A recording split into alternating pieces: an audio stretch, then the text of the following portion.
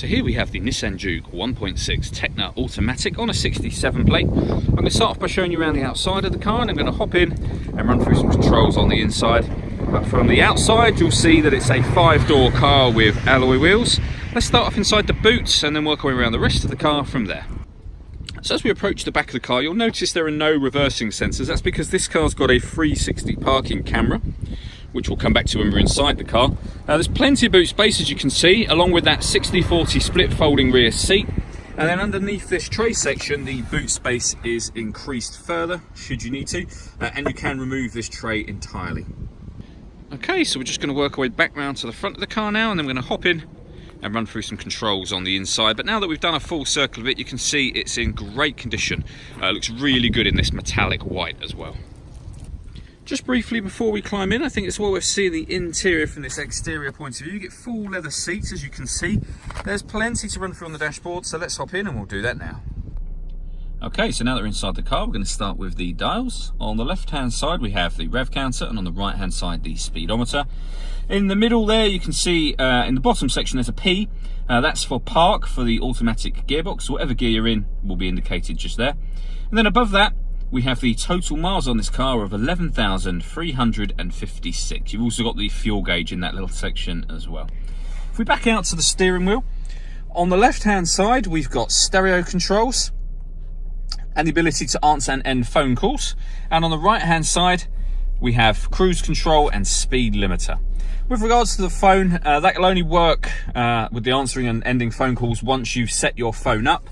And that is done on the central touchscreen just here by hitting the phone icon and then pairing your phone from there. When it comes to radio, you can see we have FM, we've got AM as well, and DAB, digital radio. If you listen to your own music, you can do. We've got the CD player just at the top of that unit. There's also auxiliary and USB inputs, and once you've paired your phone, you'll be able to stream music wirelessly via Bluetooth audio, as well as, of course, making and receiving phone calls.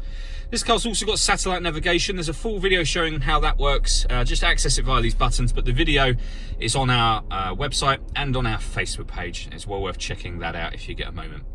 On top of all of that, I mentioned when we were at the back of the car that we had a 360 parking camera. So what you got there is a reverse camera image, and then a bird's eye view of the car, exactly where it's parked in the space that we're in. It goes a few steps beyond this as well. If we press the camera button, we can have a front-facing camera and the front passenger side wheel. So front-facing camera there and front passenger side wheel, or you could have the front-facing camera and the bird's eye view if you wish to as well. Under that, we've got climate control. So firstly, you can select the temperature, the fan speed, direction of the air, hit that button to turn the air conditioning on, or push this in to put it onto auto, and the car will maintain that temperature by taking control of the fan speed itself, which you can see it doing now.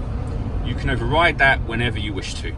This screen also doubles up as the driver mode screen. So give that a push. We can put the car in normal, sport, or eco, and whatever mode you're in, it will change the engine, the gearbox, the steering, and the climate control. So in sport, for example, the steering will be firmer. The engine will rev higher in each gear. You can customize certain setups over here as well, should you wish to. Under that, we have the auxiliary and USB inputs and a 12-volt charging socket over this side. The fully automatic gearbox, and then underneath the armrest, we've got heated driver and passenger seats as well. All that leaves me to say is thank you for taking the time to watch this video. If you'd like to come and see the car in person and have a test drive, please feel free to call any of our MJA sites. We'd love to hear from you soon.